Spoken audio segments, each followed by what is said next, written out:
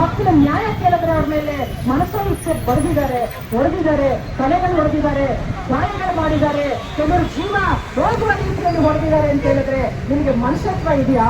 ಎಂಪಿಗಳು ನೀವು ಬದುಕಿದ್ದೀರಾ? ಈ ರಾಜ್ಯದ 28 ಎಂಪಿಗಳು ನೀವು ಬದುಕಿದ್ರೆ ನೀವು ಮಾತಾಡಬೇಕು, ಬದುಕಿದ್ರೆ ನೀವು ವಿದ್ಯಾರ್ಥಿಗಳ ಪರ ನಿಲ್ಲಬೇಕು, ಯುವಜನರ ಪರ ನಿಲ್ಲಬೇಕು. ನಾವು ಕಾಂಗ್ರೆಸ್ ಹೇಳ್ತಾ ಇದ್ದೇವೆ, ಬಿಜೆಪಿ ಹೇಳ್ತಾ ಇದ್ದೇವೆ, ಜೆಡಿಎಸ್ ಹೇಳ್ತಾ ಇದ್ದೇವೆ.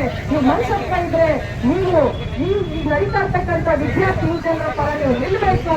ಆ ಚೀಮಾರಿಯನ್ನ ಕೇಂದ್ರ ಸರ್ಕಾರಕ್ಕೆ ಹಾಕಬೇಕು ಅಂತೇಳಿ ಆಗ್ರಹಿಸಿ ನಮ್ಮ ಮಕ್ಕಳ ಮುಂದಿನ ಭವಿಷ್ಯ, ನಮ್ಮ ಮಕ್ಕಳಿರ್ಬೋದು, ಮೊಮ್ಮಕ್ಕಳಿರ್ಬೋದು, ಮೊಮ್ಮಕ್ಕಳಿರ್ಬೋದು, ಅವರು ಮುಂದಿನ ದಿನಗಳಲ್ಲಿ ರಾಜಕೀಯವಾಗಿ ಸಮಾನವಾದಂತ ಅವಕಾಶಗಳನ್ನ ಕಳಿಸ್ಕೊಡ್ಬೇಕು ಅಂತ ಹೇಳಿದ್ರೆ ನಾವು ನಮ್ಮ ಹೋರಾಟವನ್ನ ಮುಂದಕ್ಕೆ ತಗೊಂಡೋಗುವಂತ ಕೆಲಸವನ್ನ ನಮ್ಮ ಮಕ್ಕಳ ಭವಿಷ್ಯಕ್ಕೋಸ್ಕರ ನಾವೆಲ್ಲರೂ ಮಾಡುವಂತ ಕೆಲಸವನ್ನ ನಾವೆಲ್ಲರೂ ಮಾಡೋಣ ಅಂತ ಹೇಳ್ತಾ ಇವತ್ತು ಇಡೀ ಭಾರತ ದೇಶಾದ್ಯಂತ ಪ್ರತಿಭಟನೆಗಳು ನಡೀತಾ ಇದೆ.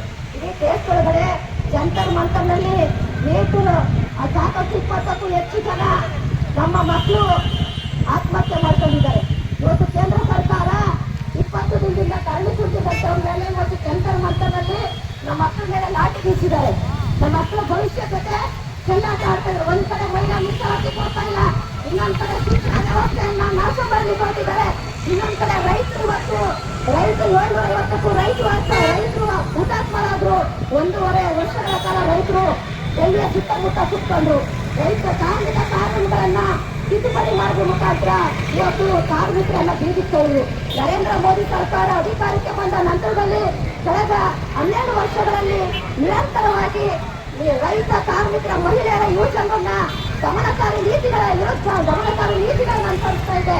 ಕಾರ್ಪೊರೇಟ್ ಕುಳಗಳಿಗೆ ಅನುಕೂಲ ಆಗುವಂತ ರೀತಿಯಲ್ಲಿ ಸರ್ಕಾರವನ್ನು ನಡೆಸಿರ್ತಕ್ಕಂಥ ನರೇಂದ್ರ ಮೋದಿ ಸರ್ಕಾರಕ್ಕೆ ನಾವು ಮಹಿಳಾ ಸಂಘಟನೆಗಳು ಎಚ್ಚರಿಕೆ ಕೊಡ್ತಾ ಇದ್ದೀವಿ. 33% ಮೀಸಲಾತಿಯನ್ನ ಈ ಅಧಿವೇಶನದಲ್ಲೇ ಈಗಲೇ ಜಾರಿಗೊಳಿಸಿಲ್ಲ ಅಂತ ಹೇಳಿ ಮುಂದಿನ ದಿನಗಳಲ್ಲಿ ಮಹಿಳೆಯರು ತಕ್ಕ ಪಾಠವನ್ನು ಕಲಿಸ್ತಾರೆ ಎನ್ನುವಂತ ಎಚ್ಚರಿಕೆಯನ್ನು ಕೊಡ್ತಾ ಎಲ್ಲ ಸಾಮೂಹಿಕ ಸಂಘಟನೆಗಳ ನೇತೃತ್ವದಲ್ಲಿ ಕರ್ನಾಟಕ ಮಹಿಳಾ ಸಂಘಟನೆ ನೇತೃತ್ವದಲ್ಲಿ ಮಂಡ್ಯದಲ್ಲಿ ಇವತ್ತು ಮಹಿಳೆಯರಿಗೆ 30% ಜಾರಿ ಮಾಡಬೇಕು.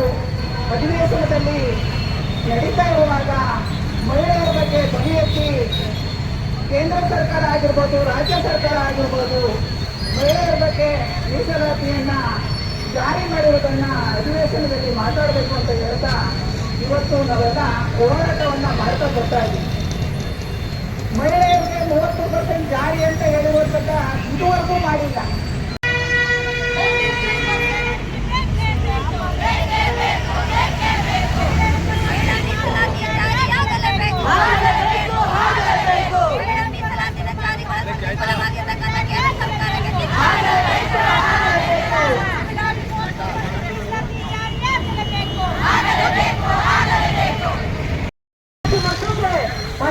ಮನೆಯಲ್ಲಿ ಇರಿಸಬೇಕು, ಮನೆಯಲ್ಲಿ ಮಕ್ಕಳೆಲ್ಲ ಹೆಣ್ಣಾಗಿ ಅವಳು ಹೊರಕಾಗಿ ಅವಳು ವಸ್ತುವಾಗಿ ಅವಳು ಒಂದು ರೀತಿಯ ಪುರುಷನ ಅಧೀನದಲ್ಲಿ ಬೆಳಿಬೇಕು ಅನ್ನುವಂತ ನಿಮ್ಮ ಮನಸ್ಸು ಹೇಳಿದೆ.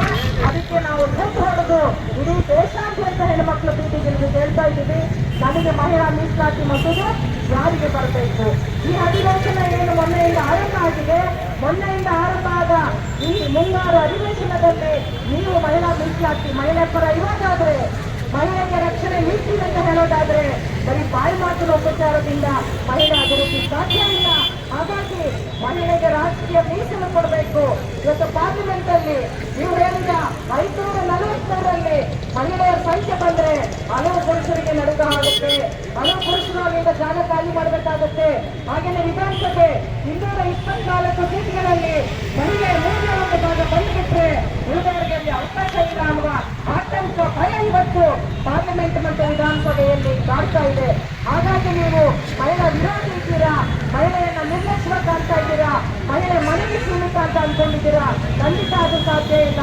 ಈ ದೇಶದ ಜನಸಂಖ್ಯೆಯ ಅರ್ಧಕ್ಕೂ ಹೆಚ್ಚು ಹೆಣ್ಮಕ್ಳಿದ್ದೀವಿ, ಮತದಾರರ ಅರ್ಧಕ್ಕೂ ಹೆಚ್ಚು ಹೆಣ್ಮಕ್ಳಿದ್ದೀವಿ. ಇವತ್ತು ನಾವು ತೀರ್ಮಾನ ಮಾಡಿದ್ರೆ ಮಹಿಳಾ ಮತದಾರರು ಎಲ್ಲ ಚಳುವಳಿಗಳು ಬೀದಿಗಿಳಿದ್ರೆ ನೀವು ಮುಲಾಜಿಂದಲೇ ಜಾರಿ ಮಾಡಬೇಕಾಗುತ್ತೆ.